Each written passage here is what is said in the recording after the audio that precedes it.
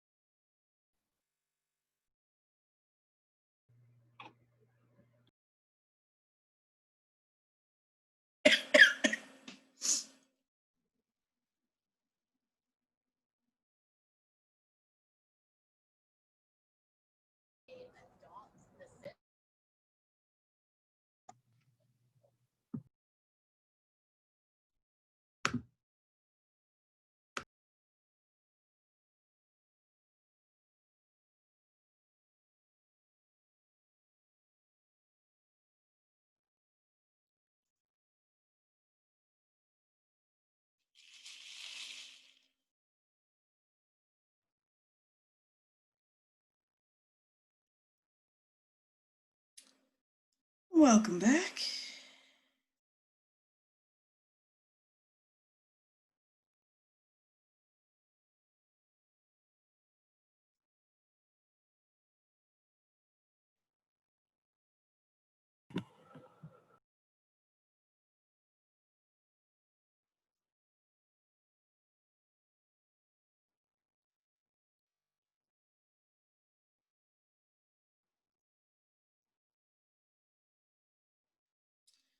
Okay. So I talked about similes and metaphors a little bit. We're going to watch a short video on some different types of figurative language.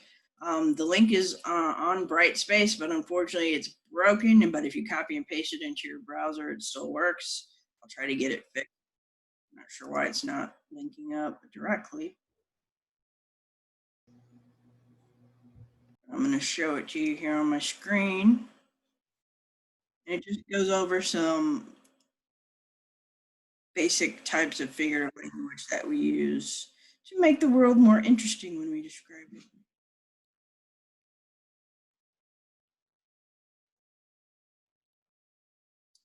One more minute for everybody to get back in.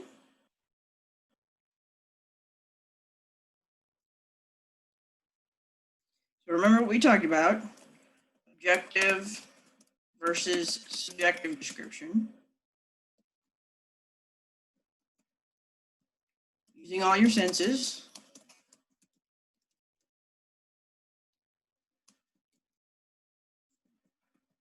Right? Having an organization method.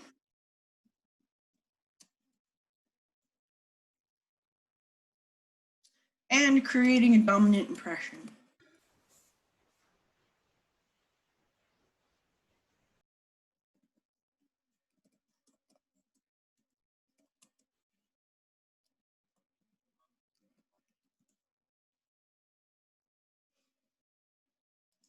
Okay, let's look at this video.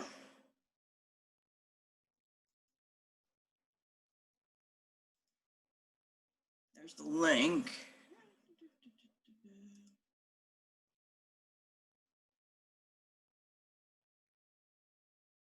Figurative language in literature.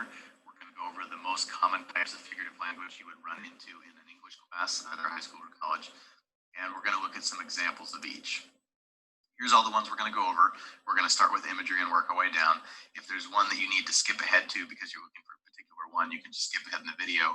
But I recommend that you watch the entire thing because it never hurts to get a review on some of these because there's quite a few and they're difficult to remember. So firstly, what is figurative language? It's when you describe something by comparing it with something else, you're probably using some type of figurative language. This is the language of poetry. Poetry is built on figurative language. And when you understand more about figurative language, then you start to really appreciate the genius of poetry and how difficult it is for writers to employ figurative language. And lyrics. And this is in contrast with literal language, which is what we use in everyday speak. But anytime someone compares something, they're probably using some type of figurative language. So it's hard to get through your day without using figurative language. One of them is imagery.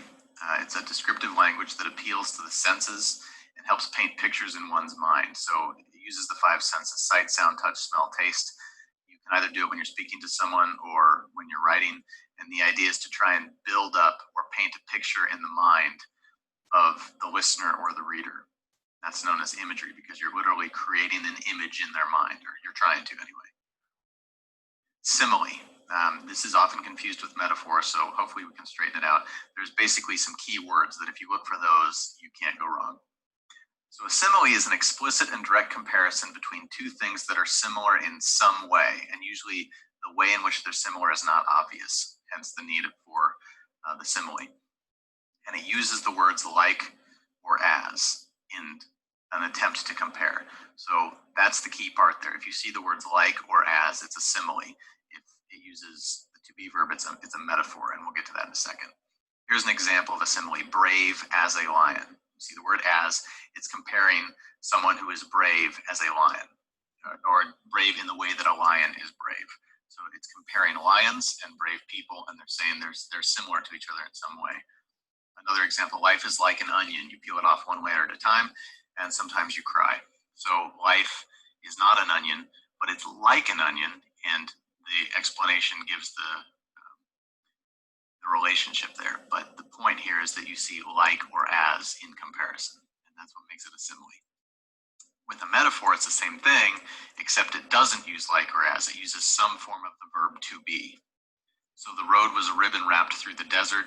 The road obviously is not actually a ribbon, but the road meanders in a way that's similar to how a ribbon meanders. So it's a comparison between the two things, but it doesn't use the words like or as. It uses to be verb. In this case, was. One thing is Another another. example: my heart is a lonely hunter that hunts on a lonely hill. Comparing the heart to a hunter.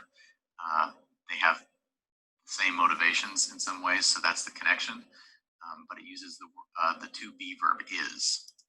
So these comparisons give us more information about what it is that you're describing through use of the metaphor, something we're familiar with, a ribbon, to the road. Then we can get sort of an impression of the road by the comparison to the ribbon. And I keep going back and forth between metaphor and simile because this is usually what people get confused on. I even get confused on it sometimes. So really just remember like or as is a simile, and some form of the to be verb is a metaphor. Okay, alliteration. This is a fun one.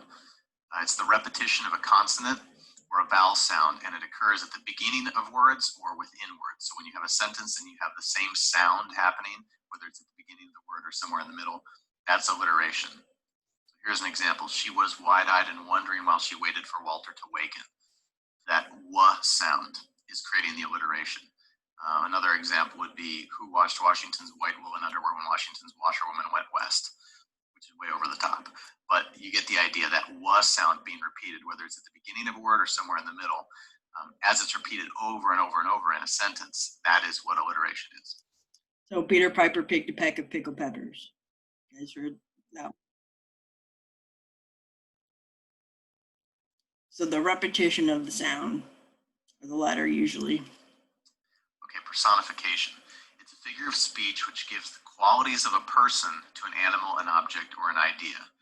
So for example, the stars danced playfully in the moonlit sky.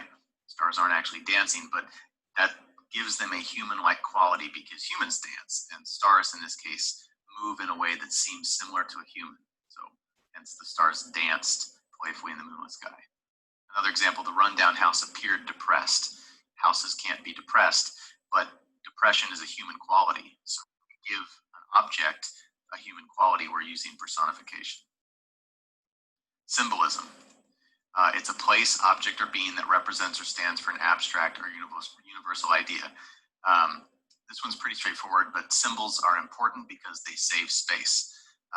You can use an object or a thing to represent an idea, and that idea to explain would have taken a lot of words. So with a symbol, you can get a big explanation packed into a small, either a single word or, in the case of art, a picture. So for example, the four-leaf clover is a symbol that represents luck, as well as the Irish. So when you see a four-leaf clover, no one needs to explain to you the concept of luck or the concept of the Irish. That idea springs into your head when you see that picture. So that's an effective symbol. Another would be a dove representing peace. Okay, hyperbole, not to be confused with hyperbole. The correct pronunciation is hyperbole. It's basically exaggeration. It's an exaggerated statement used to emphasize a point or evoke strong feelings, not meant to be taken literally. It's an over-the-top exaggeration to drive home your point. So, for example, I laughed my head off when he said the joke. My head obviously didn't come off when I laughed, but it's a way of expressing an unlikely thing using exaggeration. I mean, really the simplest way to think of hyperbole is it's just exaggeration. Another example, I'm so hungry I could eat a horse. Well, you probably can't really be that hungry because a horse is so much bigger than you. But you're trying to express or give some kind of emphasis through exaggeration. So hyperbole equals exaggeration. Onomatopoeia, it's a fun one to say. It's the use of words that imitate or suggest the sound that it describes.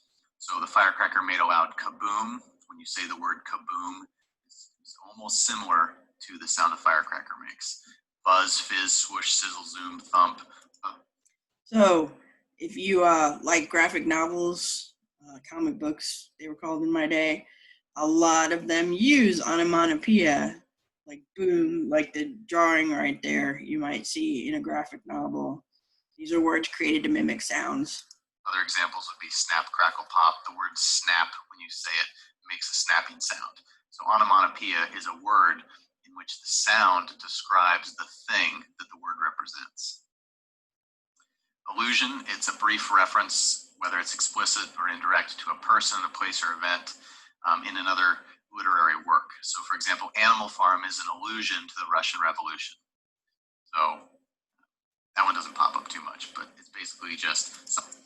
This is the quality of the well-read mind that I think I talked about really early on. When you're writing essays or when you're reading things in college, frequently there is an allusion to a work of art that expresses some ideas that are similar and can help shed light on what the author is talking about. So the more you read and the more you're exposed to, when people make allusions to help communicate their ideas, the better you understand their piece of writing if you're familiar with what they're alluding to. If they talk about, for example, when we talked about The Great Gatsby and the obsession that Gatsby has with Daisy, might be shorthand for something else we're talking about that's an obsession. Some type of reference. Oxymoron. Most people probably know this one. It's the placing of two contradictory words together to create an effect. There's a ton of examples. Just one quick one. Jumbo shrimp. Jumbo by definition is big. Shrimp by definition is small. But when you put them together, you get a contradiction in terms. It's an oxymoron. It's two words that contradict each other smashed together. Anaphora. It's the repetition of a word or a phrase at the beginning of a clause or a phrase to build emphasis. And this will make sense when we see the examples. Strike as I struck the foe, strike as I would have struck those tyrants, strike deep as my curse, strike and but once. So in this case, Byron uses the word strike over and over again to build up some kind of tension. Lincoln's inaugural address, with malice toward none, with charity for all, with firmness in the right. That repetition of with creates a certain cadence to the sentence. So it's very poetic in a way, and it emphasizes something. So it's designed to build up some kind of emphasis. So, like we were talking about parallelism, this is a parallel structure using the repetition of the words. Mad World, Mad Kings, Mad Composition, another example from Shakespeare. And let's look at one example just in a paragraph so you can see that it's not always single sentences. But in this case, Churchill uses the phrase, we shall fight, over and over and over to build up a sense of his urgency, a sense of his resolve. So repetition to build some kind of tension is anaphora. Motif. It's a recurring detail, and that detail can be almost anything. A structure, a contrast, some sort of literary device, an object, a color, an idea, and it repeats itself throughout a text, and it usually has to do with the major themes of the text. So in The House on Mango Street by Cisneros, women are always sitting by windows. So in this case, women by windows is a motif to show how women are trapped by their husbands, fathers, children, or their own feelings of inadequacy. So throughout the book, women are always sitting at a window looking out, and that's meant to represent the plight of those women. And because it happens over and over, it's a motif. Another example would be the color yellow in Dostoevsky's Crime and Punishment. How you want to interpret that is completely beside the point, but the repetition of that object or idea or color is a motif. Apostrophe, not to be confused with the punctuation, it's different. So it's some absent, non-human, non-existent person or thing that is addressed as if it were alive and capable of understanding. Again, the examples should help. So blue moon, you saw me standing alone without a dream in my heart. Blue moon is a thing, but it can't really see someone standing with a dream in their heart, but they're speaking to the moon as though it could. Some people get this confused with personification, but the thing that you remember about apostrophe is you're actually talking to something that is not human. That's the difference with apostrophe. For personification, you're giving something human qualities. In this case, you're talking to it. So that's apostrophe. Another example, bright star, would I were steadfast as thou art. Keats is addressing the star as though it can hear him. Or in this case, hello darkness, my old friend. I've come to talk with you again. Paul Simon from Simon and Garfunkel. Darkness is not Simon's friend. It's not aware of him. Darkness is just a state of, it's the absence of light. That's all it is. But in this case, Paul Simon is speaking to it as though it could understand him. So that's apostrophe. Synecdoche, not synecdoche, or however, I've heard this pronounced a lot of different ways, but synecdoche is the correct pronunciation. It's a little tough, so let's see if we can figure it out. It's when a part is used to refer to the whole or the whole to the part or for a part. So for example, hired hands refers to men paid to work for someone. If you say, I've hired 10 hands to work for me this summer, you're not talking about hiring 10 pairs of hands. In this case, hands, the word hands represents the entire body of the person who's working.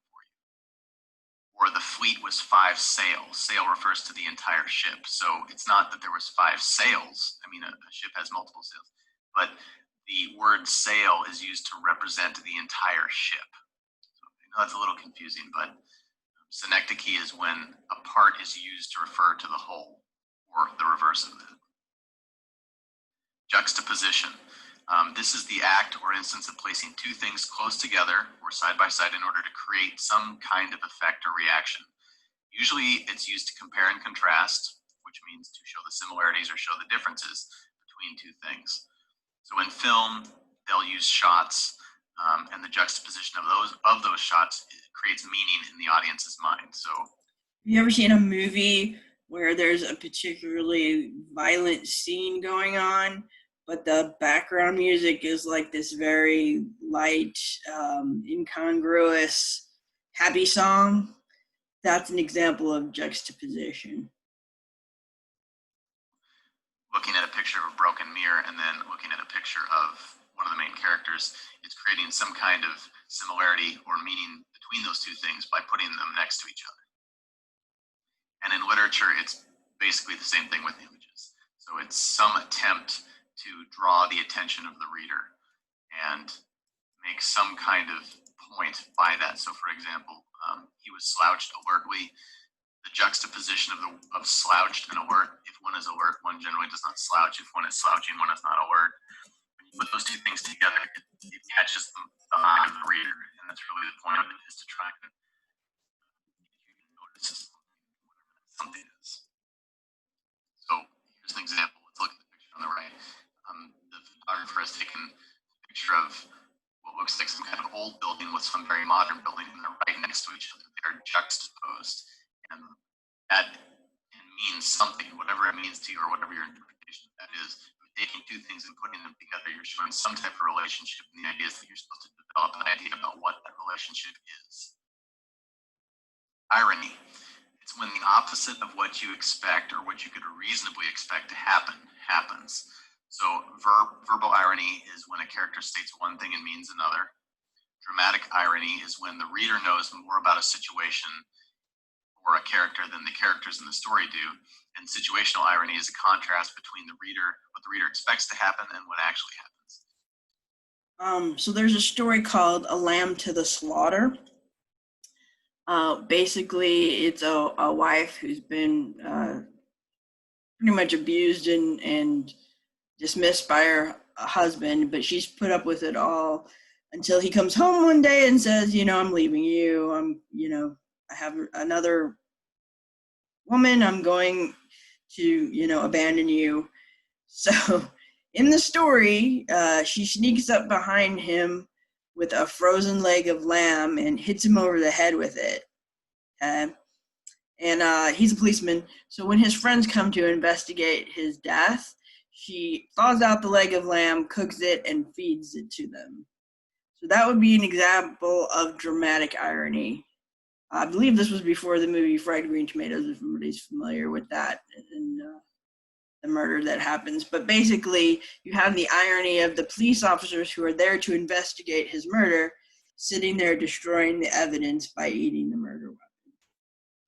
We know that. They don't know that. We know more about the situation than the characters in the story do. Well, except for her, but you get the idea. Which is generally what happens in life too. So there's lots of different types of irony, but it's basically just the opposite of what you could reasonably expect.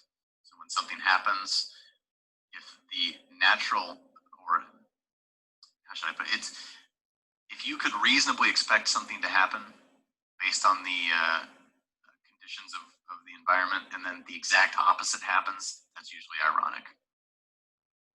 Enjambment. We're not going to spend too much time on this. It's kind of a tough one, and it really only applies to poetry, but it's the continuation of a sentence or clause over a line break. Now, let me show you what that looks like. So you've got the beginning of the sentence, which should be, I call that piece a wonder. That the beginning of the sentence is jammed up onto the top line. So that's how I remember it. I remember a piece of the sentence has been jammed somewhere it doesn't belong.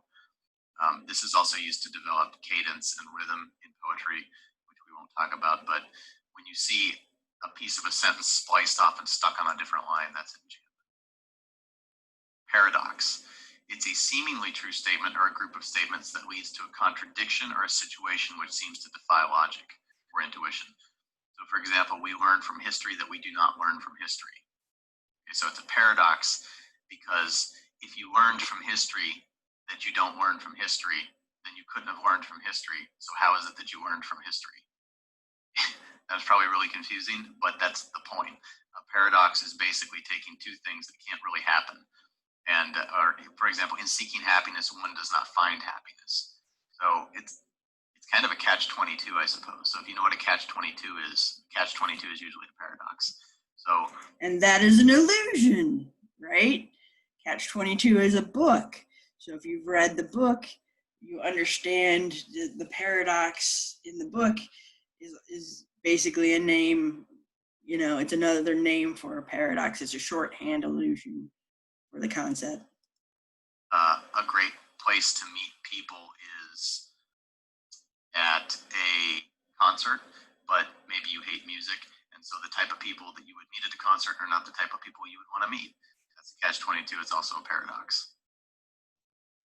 Anatoplosis, it's kind of a hard one to say, is from the Greek doubling or folding up. It's the repetition of the last word of a preceding clause, and the word is used at the end of a sentence and then used again at the beginning of the next sentence. That'll make sense in a second. So here we have famous, fear leads to anger, anger leads to hate, hate leads to suffering. The final word of the sentence is used to begin the next sentence. Yeah. So you've got anger ending the first sentence and beginning the next one, hate ending the second sentence and beginning the third. Another example from the movie Gladiator, they call for you, the general who became a slave, the slave who became a gladiator, the gladiator who defied an emperor. So notice the repetition of slave, it ends the sentence, begins the next one. Gladiator ends the sentence and begins the next one. Famous one, I am Sam, Sam I am. So that's the most common types of figurative language you're going to run into. And I'll leave you with a little quiz. So I hope that presentation was good, but maybe clear as mud.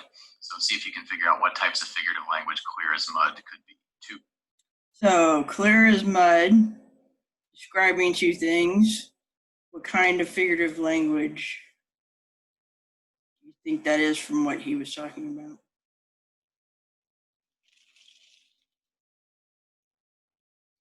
This word is a clue.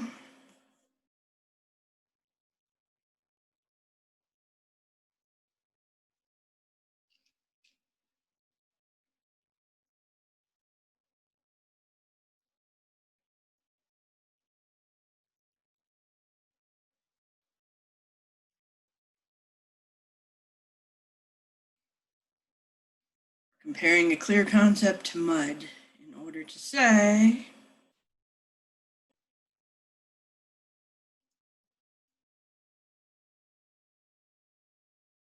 you could call this a simile. What else?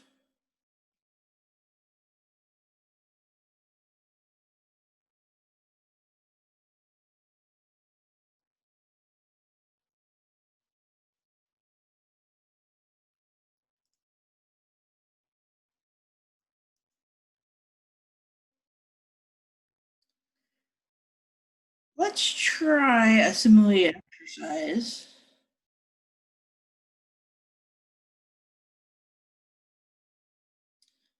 So we're going to take a concept and compare it to an object.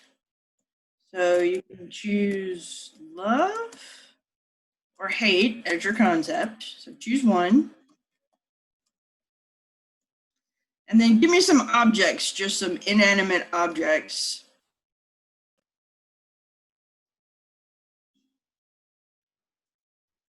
I will start. Let's see. Phone. What else? What are some other objects? Anything.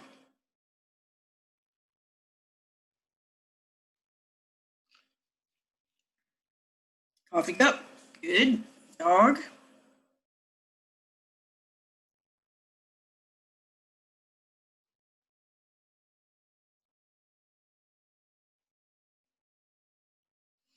Just look around and grab something.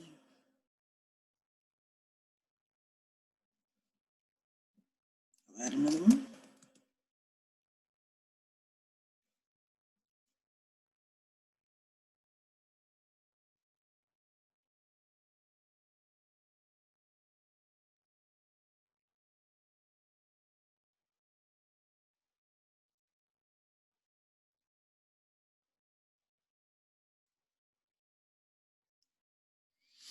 What else? We need a few more.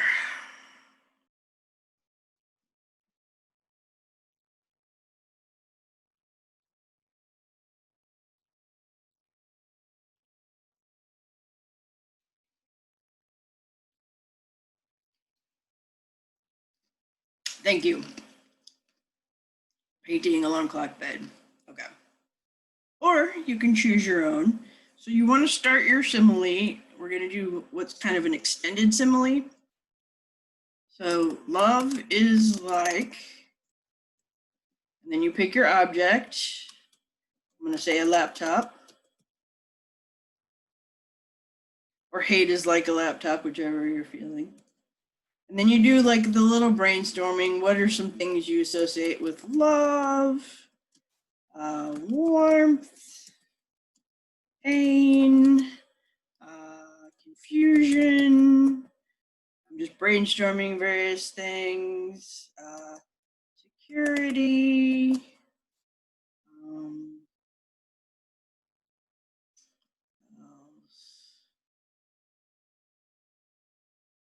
Conflict. So that's just a little one to start with. And then laptop. Some words and phrases. Keys. Access to the world. Connection.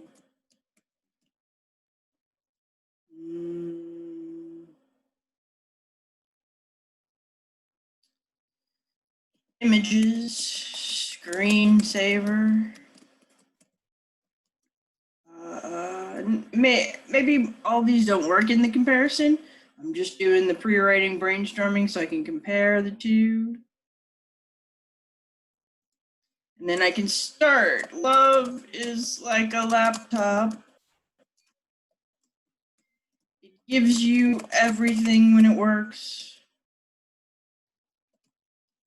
Or it gives you the world. I'm editing.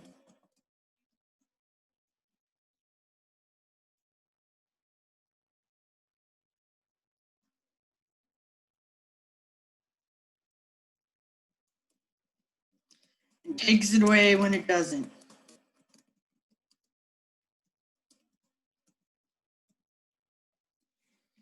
Get the idea?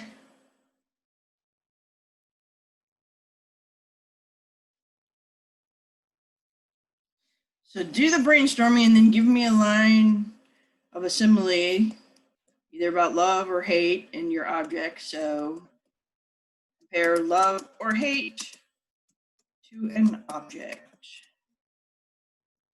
Start with the line, love is like, or hate is like.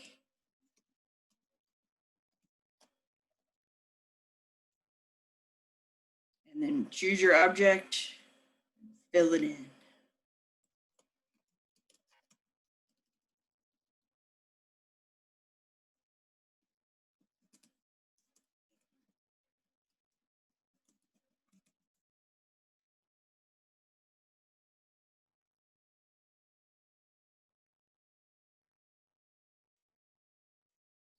Okay, love is like a bouquet of flowers. How? Give us the one line that shows us how it's like it. How is it like a bouquet of flowers?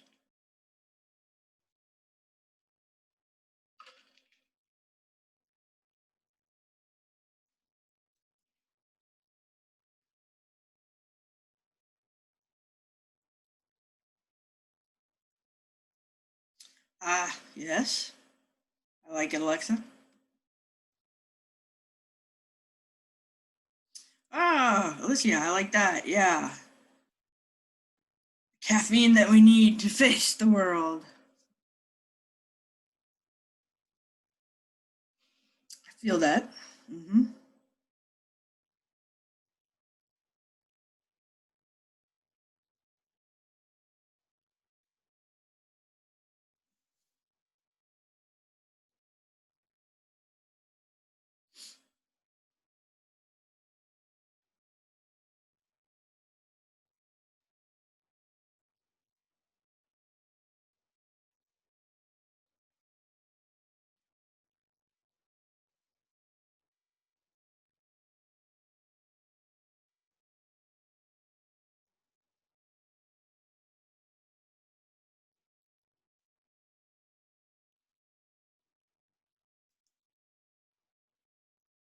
Some of you guys are quick. If you want, you can try the other one and do hate and see if you can do the opposite and still apply it to whatever object. That would be interesting. I did hate is like a laptop.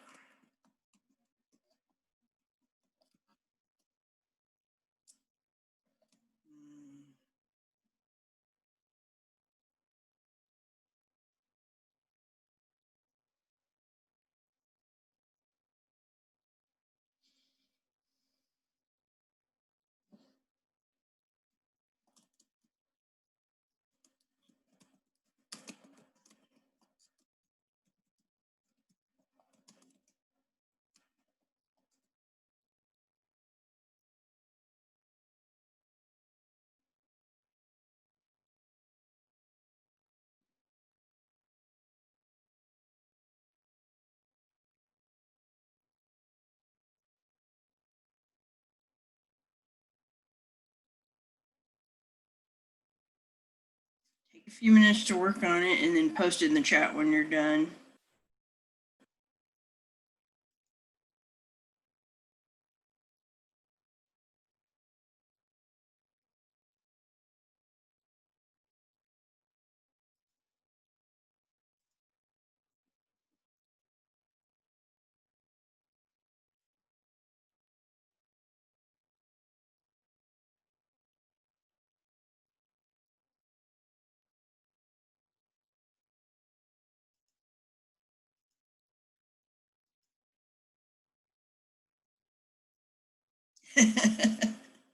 I like that one. Yeah, yeah.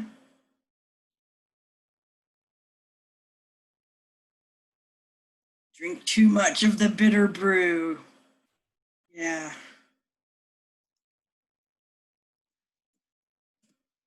Here's a link to that YouTube video that has the descriptions of all of the ones you probably most commonly see.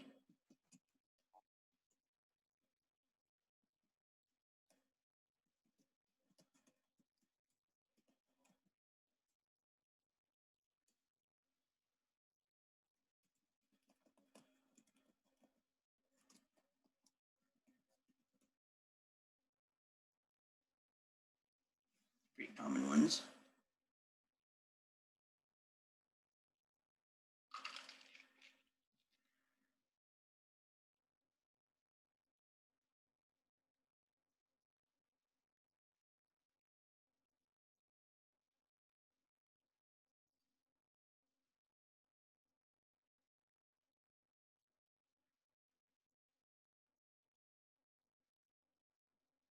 Alexa or Alicia, do you guys write poetry? You're pretty good at this.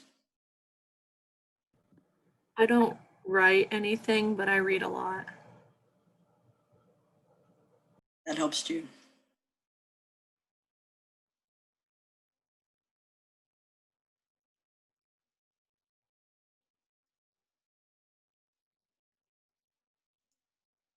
Anybody a songwriter? It's pretty much the same thing as being a poet.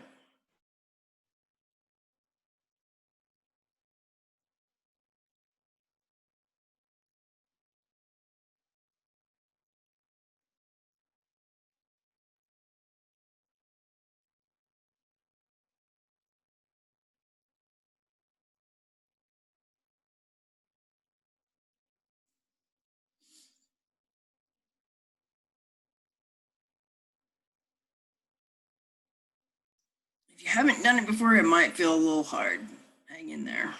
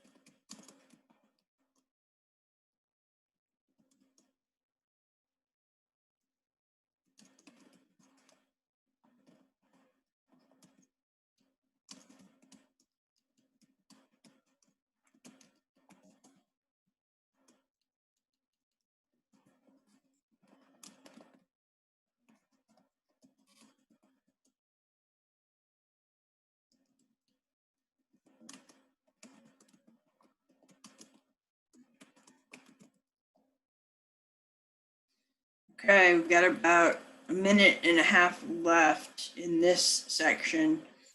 I'm going to end it and start a new one when we come back. If you have not yet done so, please post your simile in the chat. I'm going to go ahead and end it right here. Does anybody have any questions before I close this one and open the next one?